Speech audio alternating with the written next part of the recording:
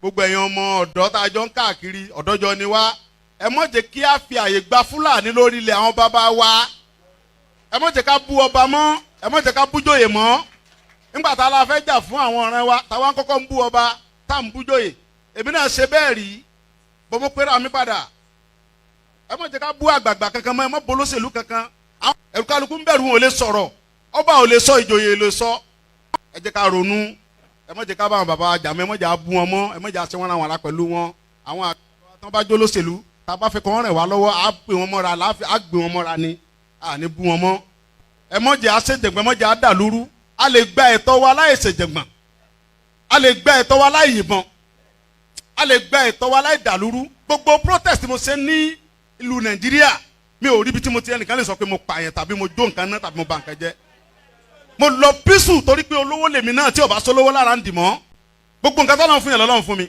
mi ṣe tálákà tó dé pé mo dìde fún jà Yorùbá big man ni mi àwọn tó jẹ́ ọ̀rẹ́ mi tó súnmọ́ mi tó ní owó ní kí ni mo wá lọ bẹ̀ pé sọ́wọ́ lè mi mò ń fẹ́ ni kí n sọ yìí tí mo fẹ́ mo ní ìsọ̀rọ̀ owó àní ọ̀rọ̀ ìran mi ni mò ń sọ kí n wọ gbowó kí n gbéra kí n pé mò ń lọ ọ̀dọ̀ ọba àgbowó mò ń lọ ọ̀dọ̀ oníbodè òfin gbowó kí n kójó wọlé kọ́kàn mi balẹ̀ kí n dá wa mọ́tò kí n mọ́ rìn bọ̀ kí Fúlàní mọ́ dá mi dúró ń títì kí n délé kí bàbá sọ pé kí n gbé tírélà sùn kí n mọ́ gbé lọ àwọn bàbá wo lè lóko mọ́ wọn ò lè lódò ẹ jẹ́ ká fọwọ́sowọ́pọ̀ ká ti àwọn bàbá wa lẹ́yìn ká dá security ti wa lẹ̀ ká sọ fún wọn kí wọ́n bá wa fọwọ́ tì í ká lé wọn kó nu oko wa ẹ ṣé mo dúpẹ́ Jésù Olúwa wa. Koiki Media, we're bringing the world closer to your doorstep.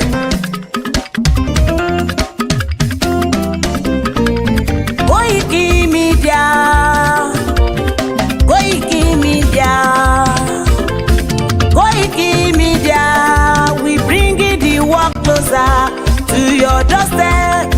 Koiki Media, Koiki Media, Koiki Media, we bringing the world closer to your doorstep. Àwọn sálára àgbà yìí dá, àwa ló láṣà àti èdè. Gbígbédè lárugẹ nílẹ̀ Oòduà o, àwa gangan ni bàbá. Koiki Media, Koiki Media, Koiki Media, we bringing the world closer to your doorstep. They never sabi wetin we carry for her. But they move closer before they go sabi. I said they never know wetin we carry for body. But they move closer before they go sabi. Ọ̀kín lọ lọ́jà ẹyẹ, ìníhùn ló ló lajú. Ẹyẹ tó dorí kodò bí àdán, ọ̀pẹ̀jẹ̀ lẹ́nu. Ká ṣiṣẹ́ fún ilẹ̀ bàbá wa, ká ṣiṣẹ́ fún ìlú bàbá wa, ká jùmọ̀ sowọ́pọ̀ ká lè gbódúdú àga. Odùduwà kò bá lè gbé wa. Ọmọ Odùduwà ṣègìrì, ẹ dìde fún ẹ̀tọ́ adúláwọ̀, ká lè jọ jùmọ̀ gbé délẹ̀ ìlérí, ká wálé gba ògo ilẹ̀ wa, ká ṣiṣẹ́ ká lè jọ gbàdé, ká lè gbàdé adé adúláwọ̀, àwa ni mọ̀lẹ̀ tí yóò tàn káàkiri. Pé ọmọ Odùduwà ni wá.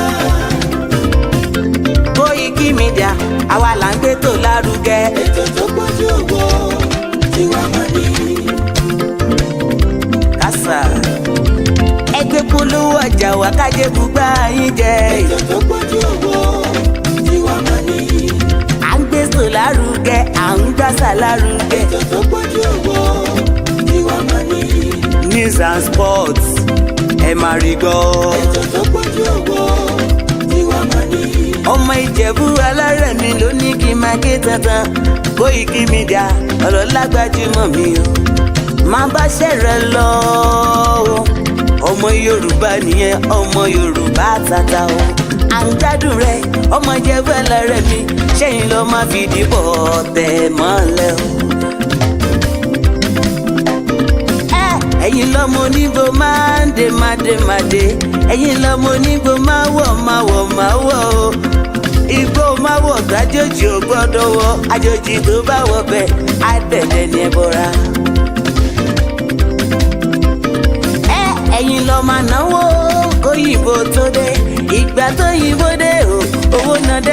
sí o Koiki Media sáwa ni bàbá. Koiki Media àwọn ni bàbá. Koiki Media àwọn ni bàbá. Àdáńtọ́ àtúnpèrègèdè. Koiki Media àwọn ni bàbá. Àwa là ń gbé tò lárugẹ jẹ́ ká jọ gbọ́ o. Koiki Media àwọn ni bàbá. Àtúnjà fẹ́tọ̀ ilẹ̀ wa fẹ́tọ̀ ilẹ̀ Yorùbá. Koiki Media àwọn ni bàbá. Ọmọ Oòduà ni wá o tọkàntọkàn. Koiki Media àwọn ni bàbá. Ikú tí ó ṣe bí lébi òsì àdìmú bàbá iyọ̀. Koiki Media àwọn ni bàbá. We bring you one closer to your doorstep. Koiki Media àwọn ni bàbá. Afẹ́fẹ́ tó ń fẹ́ o tó ń kan gíoko lára ni. Koiki Media àwọn ni bàbá. Àpèrègèdè Olódùmarè ló fún wa ṣe. Koiki Media àwọn ni bàbá. Gbogbo ayé ẹ gbọ́ àwa ni bàbá o. Koiki Media àwọn ni bàbá. Ẹ máa bọ̀ wá ẹ gbé polówó ọjà yín wá o. Koiki Media àwọn ni bàbá. Odùduwà lágbé dání òtítọ́ lágbé dání. Koiki Media àwọn ni bàbá. A kì í sọ̀dálẹ̀ a kì í sódì kẹta. Koiki Media àwọn ni bàbá.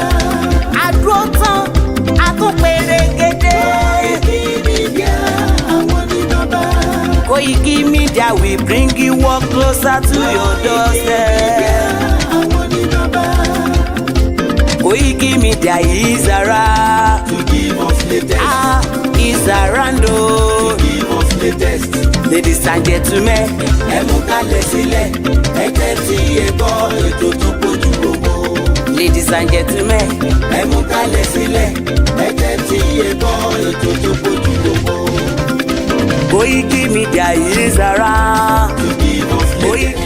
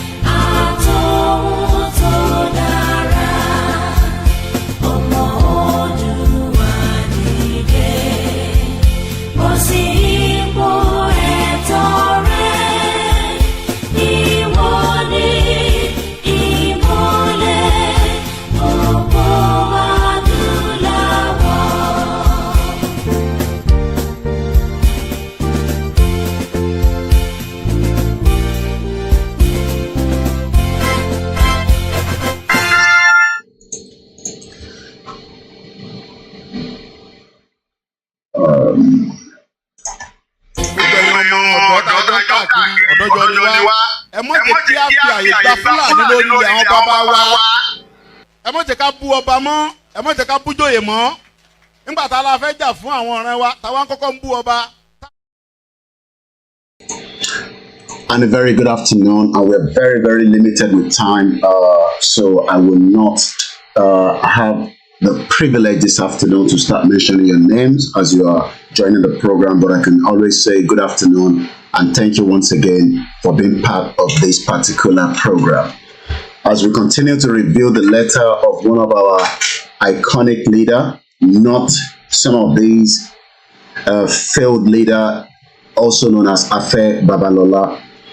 Babalola is one of many Yoruba elders, but I can tell you that they are in their old age, and part of what they've taken out of Nigeria, they are not ready to allow such to be taken away from them.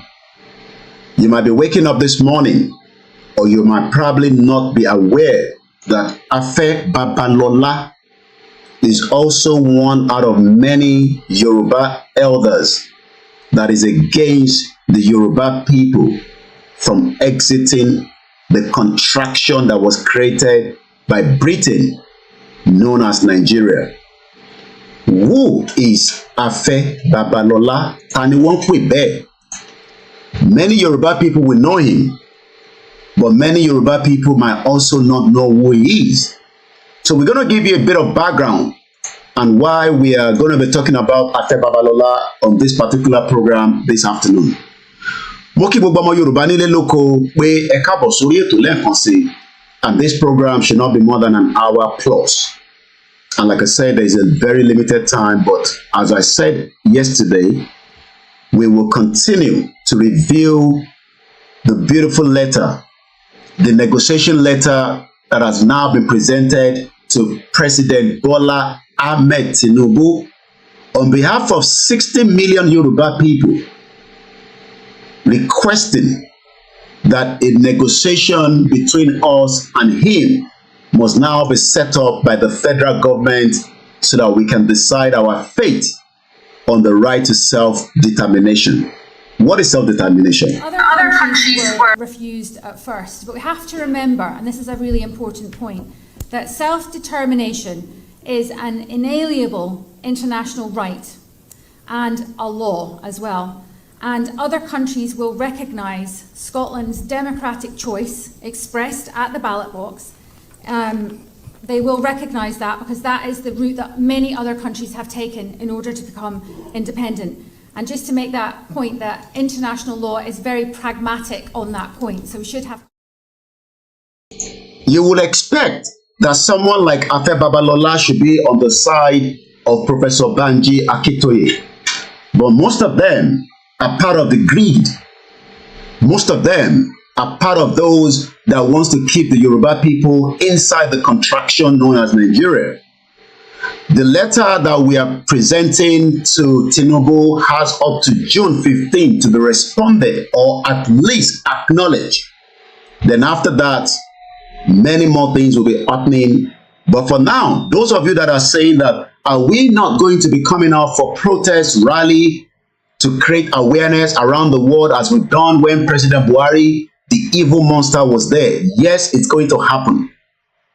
But there is a negotiation that has already been presented, but that has not and will not stop the creation of awareness into our villages and towns, as we've done before, and we will continue to say that during the period, because I have listened to idiots, especially a particular woman, I can't remember her name, that presents from here in London. And I want her to prove that every one of our outing, every one of our rallies, someone was killed.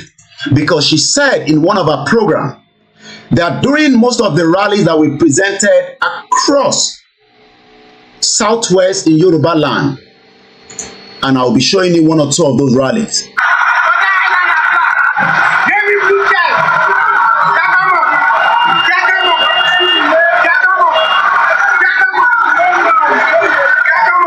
I can confirm that none of these rallies, none of them was turned into violence or anarchy. Even the one that should have been turned into anarchy was well maintained. She kept on shouting about South IGBOHO. South IGBOHO did not kill any policeman. Neither was he committing any crime, apart from the fact that January 19 last year, the Nigerian police force in Lagos State went ahead and started releasing tear gas. Tear gas that end up creating unnecessary pandemic.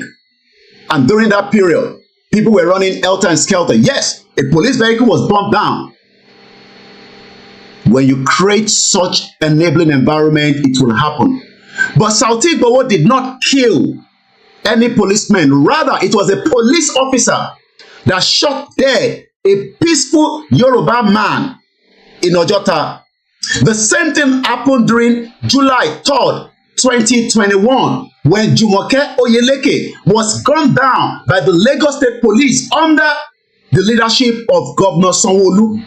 So when some of you idiots, without any fact or evidence, and if you cannot bring that evidence out, you are all born bastard.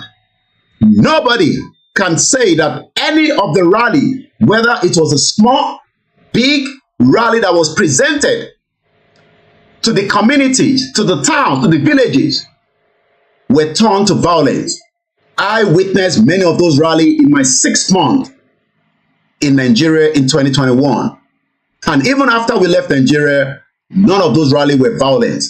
So when some of you come out on the social media and try to make it look like the rallies that were done across Southwest were violent and people were killed, rather it was July 1st, just 72 hours before the mega rally in Lagos State, that the Nigerian federal government under President Buhari and Yemi Osinbajo brought in machineries, the federal government might, to want to kill Sunday Igboho right inside his residence in Soka.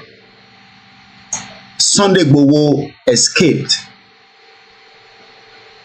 But 2 of his allies, 2 of his friends, 2 of those that were very close to him, his uncle and his friend, did not survive it. They were murdered in a cold-blooded. And we can say that till date, their bodies have not yet been returned. Their bodies still remain with the federal government. So when some of you gullible idiots come out and say that during those rallies that they were violent and officers and police stations were burned, no police station was burnt down. No single building was converted into an anarchy during those rallies. And I just want to clarify for some of the gullible idiots that says that Oluwole is a violent man. AKINTOYE is a violent man. We are negotiating, and the negotiation will continue until our quest to self-determination will be respected by the federal government of Nigeria. Let's come back out of that and quickly move straight forward. Who is Babalola?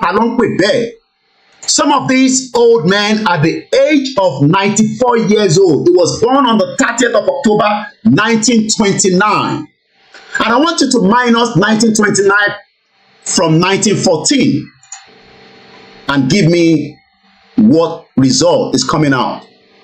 1929 ni wọ́n bí Afẹ́ Babalola, àwọn bàbá olórí burúkú, àwọn bàbá òfò táwọn ọmọ wọn pè wọ́n kọ́kọ́ṣán ni wọ́n. Afẹ́ Babalola was born just 15 years old. He was after 1914 amalgamation. But he believed that Nigeria that his father created or his great-grandfather created must be kept for his grandchildren, and it's probably his children that are watching me right now that could not caution their father, their born bastard father, Baba Olori Buruku, Baba Ofo, àwọn bàbá jágbàjàgbà, àwọn bàbá tí wọ́n ní kú síbi táṣọ wọn wà. Afẹ́ Babalola ò ní kú síbi táṣọ ẹ̀ wà ni mo sọ, nítorí pé ìyà tó ń jẹ gbogbo ọmọ Yorùbá tí Fúlàní pa tó jáde láti sọ fún gbogbo àgbáyé pé Fúlàní pa wá ò ní kú síbi táṣọ ẹ̀ wà. Afẹ́ Babalola, àwọn tó ní ò ní jèrè ẹ ò ní kú síbi táṣọ ẹ̀ wà ni mo sọ, Afẹ́ Babalola. Because Yoruba people are suffering on a daily basis. Yet you did not use your platform to speak out to the injustice, but you can call Chinese, the China consulate to Afẹ́ Babalola University, and talking about balkanization, that we should not dissolve Nigeria. Nigeria will dissolve. Last year, Dumare. Nobody will stop the breakup of Nigeria. Not even the United States of America. Not United Kingdom. Nigeria will break up. It is just a matter of time. Ẹ bá wa kìlọ̀ fún bàbá Afẹ́ Babalola pé tí kò bá mọ tó lè sọ lórí ọ̀rọ̀ Yorùbá nation kó gbẹ́nu òkú ẹ̀ dákẹ́ kó má jẹ́ pé ògùn lákàyè ló máa wọlé pa. Because we are tired of all these bastard 95 years old, like the fashion royalty and the rest of them, telling us to keep Nigeria. After Babalola, oh, ní sóríire níbikíbi tó bá wà ní mo sọ. Aya Ọláyọmí Kóìkì, àwọn onílẹ̀ Yorùbá, wọ́n máa wọlé pa ẹ̀ ni, because you know definitely that Nigeria was created by Britain. You are a well-learned man, but you went further. That the Yoruba people that have been existing for thousands of years should keep Nigeria. Why should we keep Nigeria? What is the essence of keeping Nigeria? Knowing fully well that Nigeria is a crime scene. Nigeria gba omijé lójú gbogbo wa. Most of us cannot even have peace to spend quality time with our loved ones. Oh, because ẹ̀yin ti make money látara Nigeria, because you have become wealthy, that you are able to give King College about last year 10,000 pounds. How many Yoruba people don't need 10,000 pounds? How many Yoruba people go to the university? Ṣé bí Babalola ṣe fẹ́ create university nìyẹn? Come and create a private university. Kẹ́yìn máa fi sọ fún wa pé we should keep Nigeria. Let me first take us to this particular video I wanted to play yesterday. I will mute my mic. This is how the United States of America vetoed under United Nations membership for Palestine.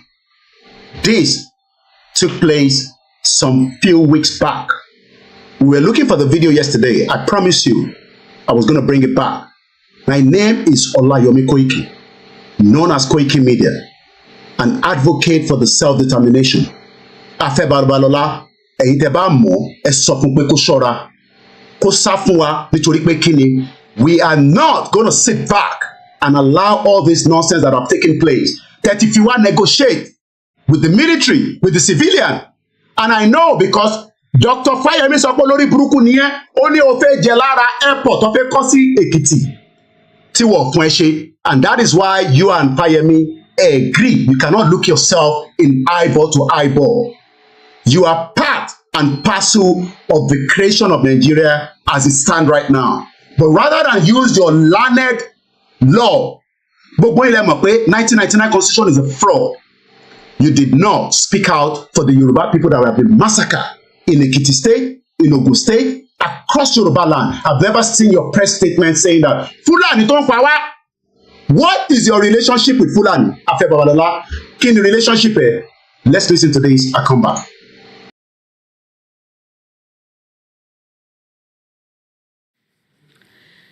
Now let's take a step back and look at what started this mess in West Asia, the original conflict between Israel and Palestine. Another blow was dealt to the Palestinians yesterday, this time at the United Nations. The UN Security Council held a vote yesterday on the question of Palestine's membership to the UN. 15 members of the Security Council voted like this.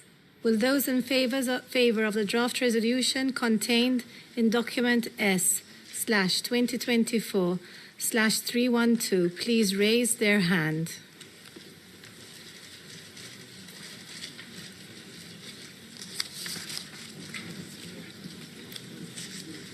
Okay, it's been recorded, right? Okay.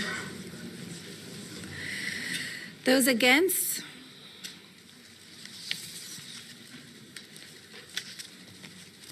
Thank you. Abstentions?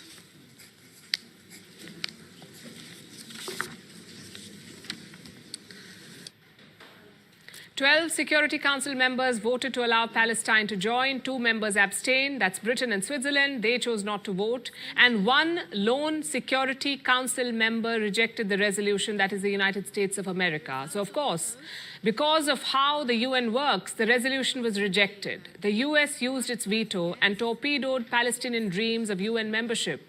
After the veto, the US said this. The United States continues to strongly support a 2-state solution. This vote does not reflect opposition to Palestinian statehood, but instead is an acknowledgement that it will only come from direct negotiations between the parties.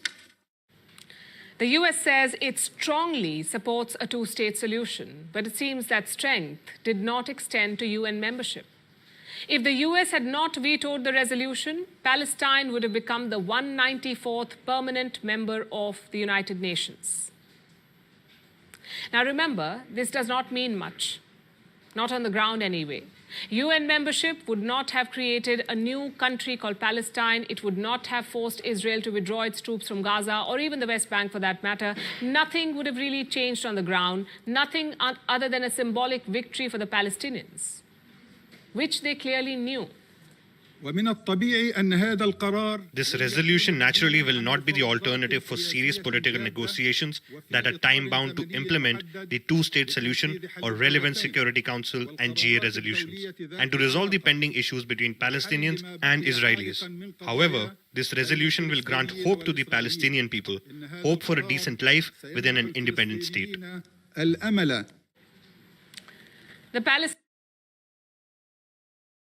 Apology for those of you on the MixLR. I didn't realize that the audio and my mic was actually muted because we were using that platform for the repeated programs that we showed you. In case you have missed that, the AKINTOYE town hall meeting with the US Ilano. Let's come back quickly because of the time constraint I have this afternoon. Good afternoon to everyone. I will not be mentioning your names. Like I said, there's not enough time for that this afternoon. But moki gbogbo apatapata, mo fi ti Jésù kí wa, mo fi tànàbí kí wa, mo fi ti àwọn onílẹ̀ kí wa, Ọba Elédùmarè kò ní fi wá sílẹ̀. Let me remind those of you that probably do not understand how United Nations works, that you think that Tobati lawyer picture níwájú United Nations building, that automatically recognize you as a country. And I'm speaking to Anwodupo Onitiri version, because I saw that man known as Daddy Sammy that I respected so much because of our previous engagement in the course of this program. Mo ṣe realize pé bàbá yẹn kòkòrò ń jẹun lórí ẹ̀. Because tí kòkòrò bá jẹun lórí yín ni, you go in front of the building, not inside the building where conversation like this is going on. Bear with me, family come first. My Lord program, clear.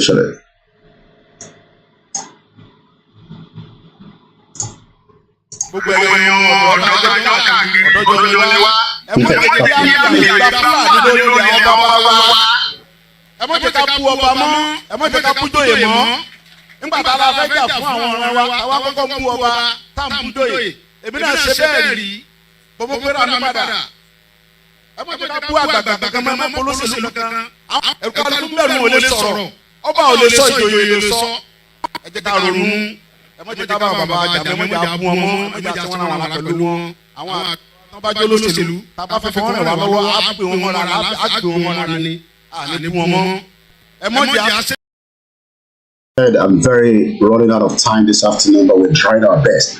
So when people like that go in front of a building like United Nations that has become one of the most iconic buildings in the world, just like the British Westminster Parliament, Moki Atobibilomo, Moki Babaketoye, Moki Igboho, Moki Otunba Demola, the deputy of the YSDF, and Moki Igboho platforms that are working tirelessly. They will not be calling, there will not be anybody joining through the Twitter space this afternoon. Sharing or United Nations is not something that I just want to knock that quickly, because you can tell from this video that says that even though Toba Furonche member has not guaranteed a full country, Palestine have been fighting for decades, but their plight is becoming known around the world, especially after Hamas attacked Israel on the 7th of October. And there's a lot of things that have happened between them in the past. I am not here to defend Hamas, but I will be here to defend the 40,000 Palestinians that have been killed by Israel. Because over 30,000 plus have been massacred, killed. That should not be acceptable. But that is the world that we are living, where America will veto, but they will continue to say we are doing our best through humanitarian aid. We, the Yoruba people, have not got to the stage where we are killing or attacking the federal government, or the federal government is attacking us.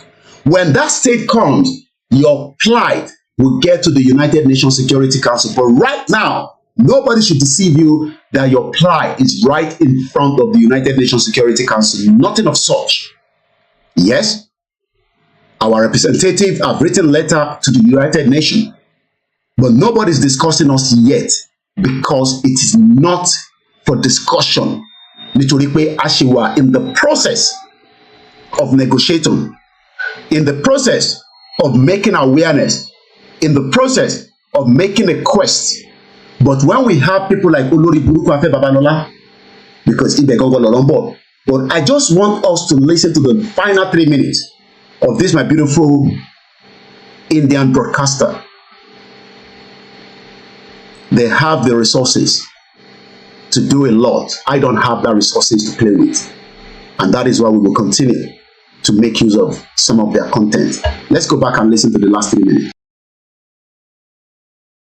The Palestinian representative said it was about hope, nothing else. But that isn't what the US believes. Israel did not believe it either. After the vote, Israel thanked the US for its veto and it criticized all the other Security Council members. I explained how the Palestinian Authority... Mo kí bàbá wa lẹ́kìtì. Bàbá lẹ́kìtì ẹ jọ̀ọ́ torí Elédùmarè. Ẹ bá wa kìlọ̀ fún bàbá Fẹ́ Babalola. Tí bàbá yóò bá mọ tó lè sọ, tí kò bá mọ in tó lè sọ lẹ́nu at age 94. Baba Afe Babalola was born in 1929. That's ìgbà tí mo minus it from 1914. That's like 15 years after tí wọ́n ti create Nigeria ni wọ́n bí bàbá ẹ̀. Afe Babalola advocate against the division of Nigeria. A máa ṣàlàyé ẹ̀ later. Gbogbo ẹ̀yin ará Èkìtì, gbogbo ará Ògùn State, ará Ọ̀yọ́, àwọn tó wà against kíran Yorùbá kó má ní àṣeyọrí.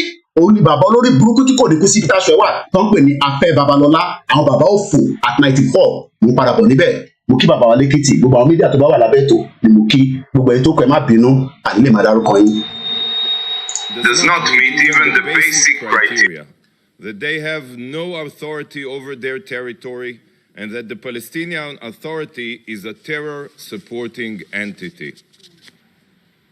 Now, the Israeli representative mentioned something interesting. Palestine does not meet the basic criteria of statehood. They don't have any authority over their territory. Now, this is where we are different. Kini criteria country? What are the criteria? Obafe apply for UK visa. There is criteria. It does not guarantee you. To bá fẹ́ apply for citizenship nílùú yìí kò guarantee o máa go through criteria, and I say the same thing goes to you in America. But kí ni criteria? What are the criteria of becoming a country? I'll be doing a full program on that. Part of those criteria bàbá ti ṣàlàyé fún wa nínú lẹ́tà àtàgbé lọ sọ́dọ̀ Buhari olórí burúkú. What are those criteria? You must first have your own geographical location. Our geographical location is nothing to do with the southeast, the north, or the middle belt. Elédùmarè ti created that. Kwara is part of Yoruba. Kogi is part of Yoruba. Delta is part of Yoruba ni. But bí Elédùmarè ṣe pín, ó ti fi river Niger pín wa. So that means pé kò sẹ́ni kankan tó lè sọ pé ìjà tá ń jà fún self-determination tí bàbá olórí burúkú Afe Babalola tó ń sọ pé òun wà against the division of Nigeria. Those sort of balkanization. I will tell you the meaning of balkanization. So when we are sitting here and telling you that some of the criteria ni o kọ́kọ́ gbọ́dọ̀ sọ pé o ní ilẹ̀ tó jẹ́ tọ̀dọ̀ tiẹ̀, and you must not encroach other people's land. Biafra ò lè encroach land wa. Bó bá wù wọ́n kọ́ máa gé gbogbo yẹn dispute nìyẹn. But we focus on the main ball. A ti mọ̀ pé àwa la ní gbogbo state tá à ń béèrè fún yẹn. If anybody is trying to take part of us, ìjà tán máa ń jà títí dá yí àtọ̀run nìyẹn. India àti China bó ṣe ń ṣòwò tó. I was still watching this, my beautiful sister. Every day ni mò ń wò, kò síjọ́ tí mò kí ń wò. India àti China bó ṣe ń bára wọn jà tó lórí border dispute. Wọ́n sì ń ṣe kí ni? They are still doing business up to billions of dollars every year. A sì lè máa bá Biafra ṣe business, but a máa bá wọn jà tó bá jẹ́ pọ́fí gbalẹ̀ mọ́ wa lọ́wọ́. So ẹ̀yin tẹ́ máa wà concern tó yẹ pé concern yìí ni pé ọ̀rọ̀ kéékèèké tí kò make sense too much. Mo sọ pé ilẹ̀ wa ò make sense, but let's focus on the real ball. A fẹ́ gba self-determination. Èyí tó jẹ́ the bulk one. Bí Delta bá ní wọn lọ fine, let them keep to themselves. But for now, àwọn states tó yẹ pé a lè dispute it. Nobody around the world can dispute the Southwest. Láti Èkìtì wá sísàlẹ̀, dé Kogi, dé Kwara, àwa la ní. That is part of the condition for you to say you want to be a country. Tó o bá ní ilẹ̀ tí wọ́n ń jà lórí Palestine sí, wọ́n ló wà disputed. Ìyẹn kọ́ ni wọ́n á sọ. Ẹ̀gbọ́n kan tí ọ̀rẹ́ mi Talikasi, ẹ̀gbọ́n kan tó ń sọ bẹ́ẹ̀ yẹn, ó ní you must have the territory. Tó bá ti wá ní territory, then what next? Do we have the people? Who are the people? Àwa, bọ̀ kò ṣe àwọn bàbá olórí burúkú 94 tó pèrè ní Afẹ́ Babalola. Àwọn ọmọ Yorùbá sọ pé a ṣe Nàìjíríà mọ́, a fẹ́ restructure. It is just too late for restructure. Ọ̀rọ̀ restructure ni gbogbo wọn jókòó lé tó fi di billionaire sínú Nàìjíríà. Ibo lòun ti rí owó tó fi kọ́ Afẹ́ Babalola University. Tóun àti Chinese consulate lánàá. Ẹ̀yin ò mọ̀. Oh, you don't know. The Chinese consulate was Afẹ́ Babalola University lọ́tí sọ gbogbo eléyìí. Òun àti China. Because káwọn university tiẹ̀ kọ́ lè máa gba grant lọ́wọ́ China, àwọn olórí burúkú, àwọn bàbá òfò, àwọn bàbá tó ní kú síbi táṣọ wọn wà. Bí ìyá mi Fagbemi Lékè sọ ní comment section pé àwọn bàbá tó ti ní dementia. Àwọn bàbá tó ní balls tí wọ́n lè jẹran mọ́. Ẹja gan wọn fọ́ọ̀sì ẹ̀jẹ̀ sí wọn lẹ́nu ni. Àwọn ọmọ àwọn ilé ẹ̀dẹ̀ ní grandchildren. Àwọn grandchildren wọn ọ̀dẹ̀ pé wọ́n kọ́ ṣọ́ pé bàbá ẹ̀dẹ̀ ń sọ yìí wọ̀ kí sọ́mọ́ ní 21st century. Ayé ti kọjá bẹ́ẹ̀.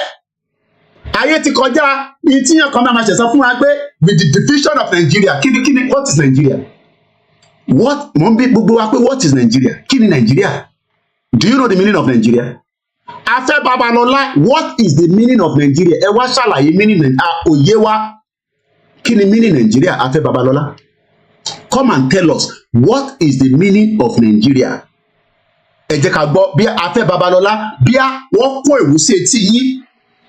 Ṣèbẹ́ni tó bá kú lọ́nà ń kó ìwúsí etí lọ́n kó ìwúsí mú. Ṣáà tí ìpè ṣe wà láyé. Ẹ̀yin ò rí pé Fúlàní wọlé pa wá. Ẹ̀yin ò gbọ́ gbogbo tó ń ṣẹlẹ̀ nínú Nàìjíríà. Ní 14 to the 16, over 20 innocent Yoruba people were killed. Oh, ṣé torí pé nọ́mbà yẹn ò tí pọ̀, ó dìgbà tó bá pa wá tán. When Buhari was in power, 29,000 Yoruba people were killed. Ibo lolórí burúkú Afẹ́ Babalola wà. Kí ló dé tó gbé lẹ́tà jáde kó bá wa kọ́ sí China? Pé àwọn Fúlàní tó ń pa wá yìí, it is more than enough. Ẹ ní kú síbi táṣọ yín wà ní gbogbo ìlú sọ. Gbogbo ẹ̀yin bàbá òfò, ẹ̀yin bàbá jágbajàgba tí wọ́n bí in the 1920 something, tẹ́tí pé 94, tẹ́tí sọ fún gbogbo ọmọ Yorùbá tó wà below 30 pé ká kíkù Nàìjíríà. Ẹ ní sórí iye ni mo sọ, ogun máa wọlé pa yín ni. Ẹni tó bá ní kí n má ṣe pé ogun máa wọlé pa bàbá tiẹ̀ náà, ò ní sórí iye. Torí pé ìyà tó ń jẹ gbogbo wa, ẹni tí ìyà ń jẹ ló lè mọ̀. Bí ìyà ò bá jẹ́ wọlé abroad, ìyà ń jẹ èmi burúkú. Ìyà ń jẹ mí, ìyà ń jẹ mí gidi.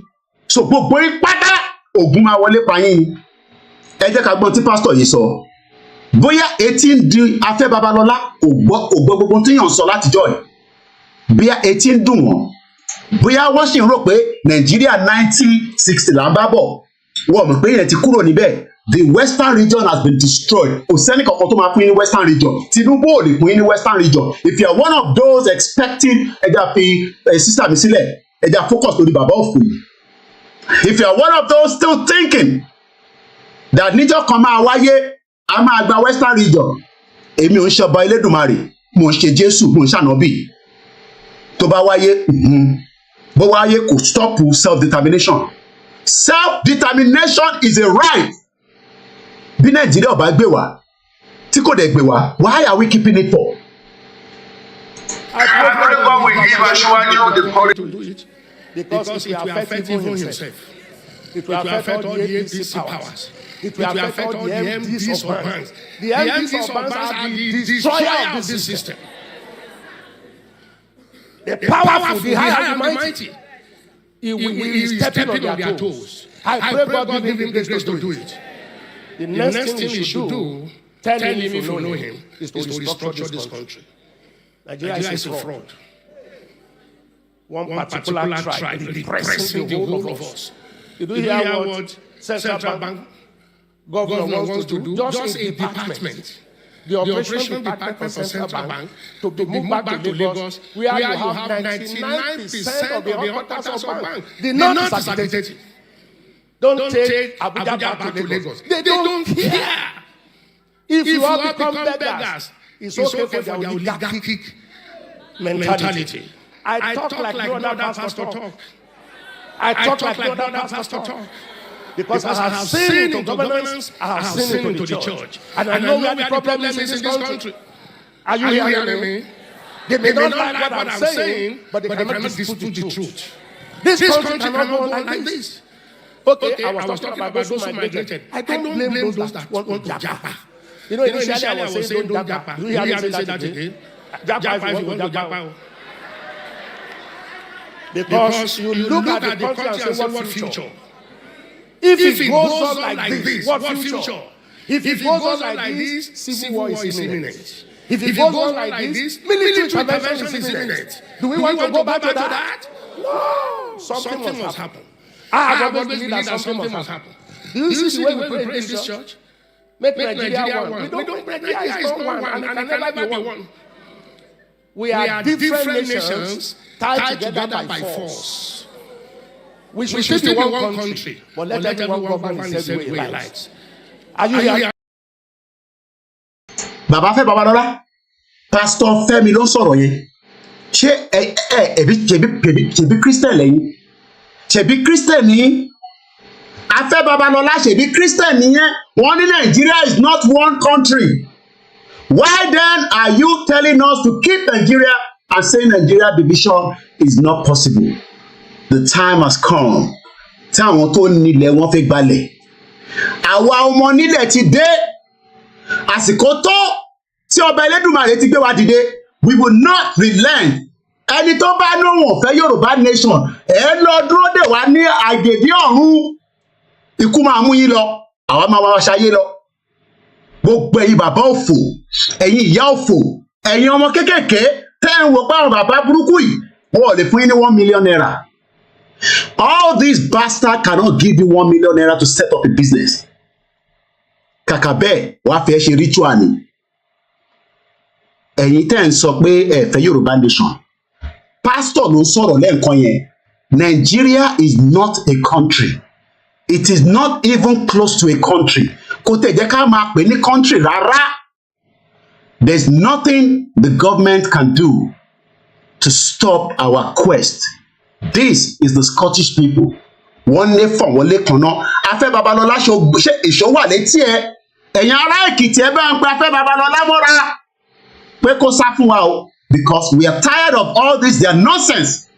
Wọ́n ń pààyàn kò jáde kó pe press. Pé kí ló dé tó ń pa ọmọ Yorùbá tí Fúlàní pa wá. Bó olórí burúkú ààrẹ lè pe press ní Afẹ́ Babalola University yesterday. Maybe etí ń dùn ẹ̀. O fẹ́ wá sí Scotland àbí olùsí. O fẹ́ wá UK. Àwọn ará Scotland ìyà ò jẹ wọ́n. They are not suffering. They have everything from education to healthcare, but yet they are tired of being part of the kingdom known as United Kingdom. Gbọ́lé bóyá a ṣe lọ́kàn.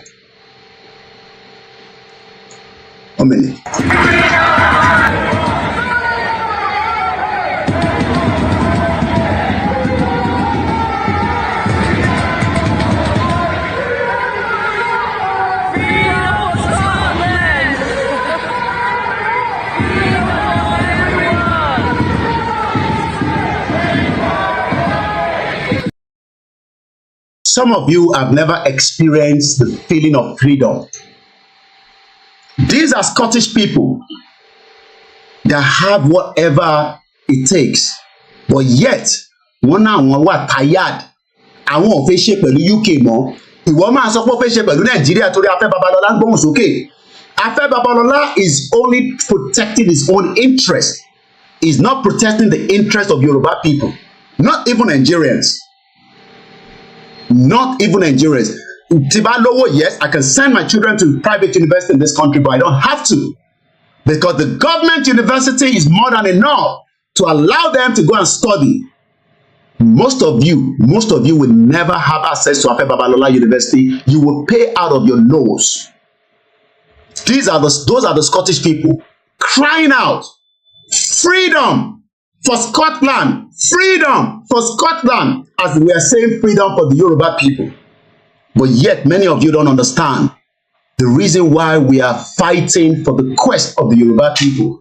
Because one day you are thinking that you will also become a politician and take money like Yaya Bello, Olori Buruku, and the rest of them. But that is not going to happen.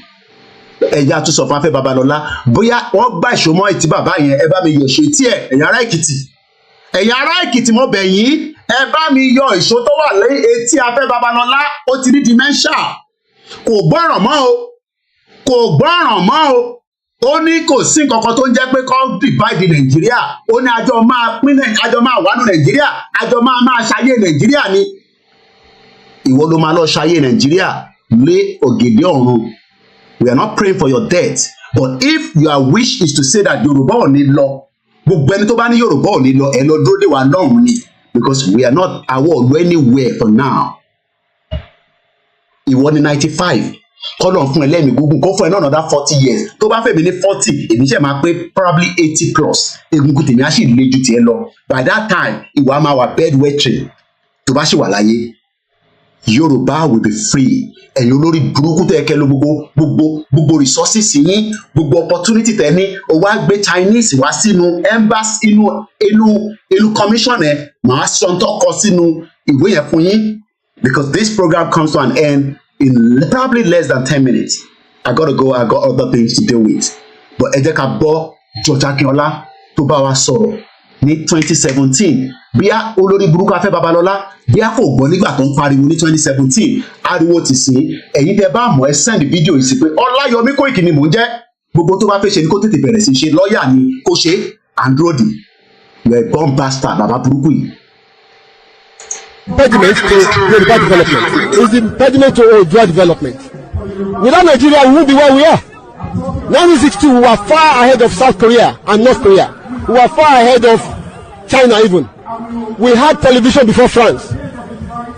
We had radio before South Africa. Now look at where we are today. I think it's a shame that even any Yoruba man can be talking about restructuring at this point in time. What are we restructuring? This country that is already shot to pieces? I don't think that's what we want. But they are always talking about giving Nigeria a chance. The patience of Yoruba with Nigeria has come to an end. There is no land called Nigeria. There is no language called Nigeria. There are no people called Nigerians. We are only deceiving ourselves. We are not Nigerian. Okay, where is Nigeria? Where is the land called Nigeria? What is the Nigerian language? We are nations that had been forced together to live in one pathetic country. So anybody who goes there today to say pray for Nigeria, that person is just deceiving himself, because the people who want to be that Nigeria had not sat down to agree if they want to be Nigeria. Once again, and now let's read from what Afẹ́ Babalola statement yesterday. The question is, who are those against Baba Akintoye's letter? Afẹ́ Babalola, I can confirm, is one of them, as so many that still believe that they can use their own heavyweight champion platform and tell us to keep Nigeria. Nigeria will break in our lifetime, and it will break without nobody stopping it. Nigeria has expired, and it is time that every Yoruba stand up for our right to self-determination. As we have said, enough, nobody can stop the message of hope. After Babalola advocates, and this is coming from Channels Television, as many platforms have picked it as well. Let me give you some of those headlines as it came through. 3 hours ago, Afẹ́ Babalola advocated against the division of Nigeria. Premium Times, self-determination, stop seeking balkanization of Nigeria. Learn from China diversity. Ṣé èdè kan náà ni China ń sọ? Yes. Ṣé èdè kan náà là ń sọ nínú Nigeria? No. There is no way we can keep Nigeria. Bẹ́ẹ̀ni, Bàbá Lẹ́kìtì ní olè ní Bàbá Afẹ́ Babalola, àwọn bàbá òfò. Mo dẹ̀ mọ̀ pé máa bá ń dá lóhùn dáadáa pẹ̀lú sound Èkìtì, and I'll be looking forward to the program. Bàbá Lẹ́kìtì àbá abẹ́ lílù mari àbá wà pẹ̀lú yín. And please let us continue to support our media at home. Afe Babalola, the New Telegraph, those seeking Nigeria breakup should learn from China. What are we learning from China? Babalfu, Babalori Buruku. These are some of the headlines. Retrace your steps. Afe Babalola tells secessionists. Àwọn ló ń pè ní secessionists. Afe Babalola ń pe gbogbo ọmọ Yorùbá pátápátá ní secessionist. Ṣé rí pé olórí burúkú ni gbogbo àwọn bàbá ẹ̀? Ṣé rí pé ọ̀rọ̀ wọn kò ń ṣọ̀rọ̀ àdúrà mọ́? Èpè ó gbọ́dọ̀ wọnú ẹ̀. Retrace your steps. Ṣé o ti gbowó lọ́wọ́ Tinubu bàbá òfò at 95 gbogbo owó tẹ́ ti jẹ nínú Nàìjíríà ò tó? Ẹni kú sí fíláṣọ yín wà ní mo sọ gbogbo yín pátápátá lẹ́ẹ̀kọ̀ọ̀kan. Vanguard, Babalola kicks against balkanization of Nigeria. Àwọn òyìnbó òfò. Like I said, we will not deal with everything here today, but let's just go through it because of my time. Those who are advocating that Nigeria should be balkanized should learn from how China took advantage of its size, population, and manpower to become one of the leading civilized and industrial countries in the world. Afe Babalola, the founder of Afe Babalola University, advocate against division of Nigeria. In tó mí ni pé òun o Afe Babalola o àtàwọn fámílì òun o àwọn ò fẹ́ kí Nàìjíríà kó pín o torí inú Nàìjíríà làwọn ní kòkó ọbẹ̀ àwọn òdèlè aláàkó pín pé bàbá Akíntóyè fẹ́ pín Nàìjíríà mọ́ àwọn lórí àbàbà òfò. The division of Nigeria into several small nations on Monday. Denmark lánàá mo ṣàlàyé fún yín àbí láàárọ̀ ìdẹ́ ni. Denmark is 5.9 million. Yet, company kan wà nínú ẹ̀ tó ń pè ní Maersk. Iṣẹ́ wo ni Maersk ń ṣe? Maersk is one of those companies that brings goods to Nigeria and around the world. Maersk. We could not show you this yesterday, but ìwọ tó bá mọ̀ tó ń pè ní Maersk, okay? This is the company. Denmark ló ní. This company is worth 51.1 billion US dollars. Ìlú tó ti operate kò tó Lagos State. Afe Babalola sọ fún wa pé tá bá pín ó máa wà balkanization. Wọ́n ní Afe Babalola is a lawyer NPN against Awolowo. Ó tẹ̀ tí wà ti pẹ́ àwọn bàbá òfò àwọn bàbá olórí burúkú ẹ ṣé bàbá lẹ́kìtì. Ẹ ṣé gan ni sir, thank you so much. Wọ́n ní ó wà against Awolowo. Okay. Bó ṣe ń padà bọ̀ fún Afe Babalola. Because I'm now in a hurry. But mo kàn fẹ́ kó yé wa pé Afe Babalola o ó sọ nígbà tí òun àti àwọn China consulate lánàá ní yunifásitì ẹ̀. While speaking at the first Africa-Asia Intercontinental University Conference, Africa-Asia Intercontinental àwọn olórí burúkú dédé. Afe Babalola says in collaboration with the Center for China-Africa Discourse Study, the legal icon threw his weight behind a unified Nigeria. Wọ́n ló kó gbogbo agbára tó ní àtowó tó ní àti nǹkan tó ní ó kó sáàárín Nigeria pé Nigeria must unify. Are you one of those two thinking now that you can keep Nigeria? Mo kí ẹ̀yà mi ẹ̀yìn alálùbáríkà.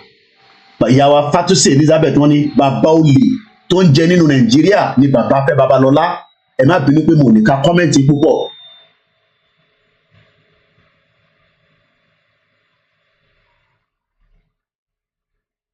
Rotimi Victor Lawal sọ pé the opposition to the Yoruba nation by anyone, most especially those supposed to lead this good fight, is limited. Ó wà limited nígbà tá a rí yàn tá ìgbìgbọ́ tó bá gbọ́dọ̀ bàbá ìtẹ̀lé wa ni but wọ́n ní kò lè tẹ̀lé wa náà wọ́n ló ti ń bá bàbá Awólọ́wọ̀ jà látàyè NPPN. Mukiyawa Bolúwa ti fẹ́ wọ́n ní Afe Babalola should stay in Nigeria not to discourage us for being a distraction to us. Testimony Ogunmola Muke. You can't travel freely within Yoruba land, scared of Fulani herdsmen attack and kidnap. I'm going to end the program, but you can be rest assured that it is not yet over. Pẹ̀lú Afe Babalola àtijọ́ wọ ṣòkòtò kan náà. Ẹ̀yin tẹ́ bá mọ̀, ẹ sọ pé Koiki ní àtijọ́ wọ ṣòkòtò kan náà. Torí ẹni tó mọ̀ ẹ́ tẹ́lẹ̀ wàá gbọ́ orúkọ ẹ ní gbogbo àgbáyé lórí Koiki Media. Today, ẹ̀yin bàbá òfò yìí at 95, Afe Babalola was born in 1929, October 30. But yet, in tó ń fẹ́ ni pé ká keep Nigeria. Labour sọ pé this old man who is dyeing his hair, wọ́n ló ń dá irun ẹ̀, is a compound fool. Mo kẹ́ easy. Ìyàwó Grace Olúṣòótọ́, and I have to go now, and I'm very serious, I gotta go now. When all these useless and senseless old fools have nothing to offer any one of us, We should let them know that this is the right time for the rightful belong to us. And I'll leave it like that. But be rest assured that this is not the end between us and Afe Babalola. I want you to share this video. This video is less than an hour. Ó yẹ kó tó Afe Babalola láti fi jẹ breakfast láàárọ̀ ọ̀la níbi tó bá ti ń jẹ chicken àti adìyẹ àti gbogbo chicken àti whatever tó bá ń jẹ láàárọ̀ nínú ilé ẹ̀.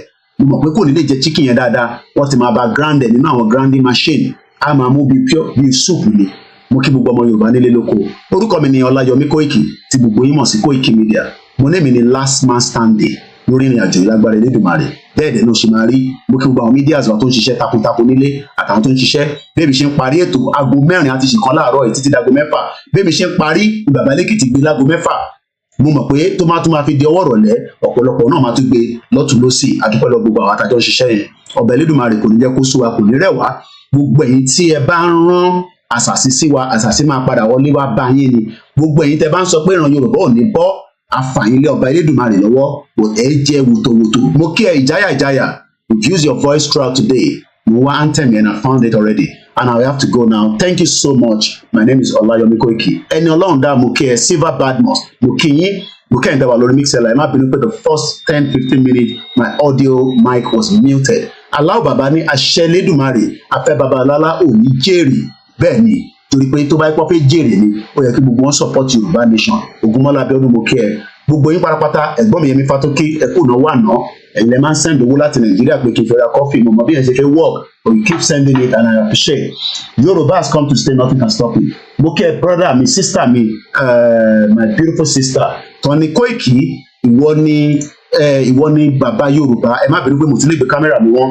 Àwọn ni wọ́n ṣe aṣọ tí mo wọ̀ lénìí tó ń pè ní the apparel Yorùbá ọmọlúàbí apparel. Ẹ lọ sórí website wọn, oríṣiríṣi lè máa bá níbẹ̀. Máa jáde nísìnyí, máa gbé báàgì wọn kọ́rùn. Bọ̀ àwọn aṣọ yẹn ti ń lọ́lẹ̀ o. Ẹ bá tún tètè bá wa sísítà mi kò ní bàjẹ́ fún ẹ. Gbogbo ìnáwó tẹ̀ ń ṣe lọ́tún lọ́sì nílé lóko kò ní tún yín pátápátá. Wọ́n ní kódà Shehu Shagari gave Afe Babalola. Bàbá Lẹ́kìtì dé ìmọ̀ àti ṣe máa ṣe program. Kódà pẹ̀ yìí mọ̀ dáadáa. Wọ́n ní Shehu Shagari gan wọ́n fún ní oil block. Abájọ ara òkè. À ń padà bọ̀. Ẹ jẹ́ kí n lọ ṣe ní tí a fi ṣe. Mo kí gbogbo alẹ́ nǹkan sí o. Yorùbá nation no going back. No going back yẹn sọ pé no going back náà ni. Bye for now.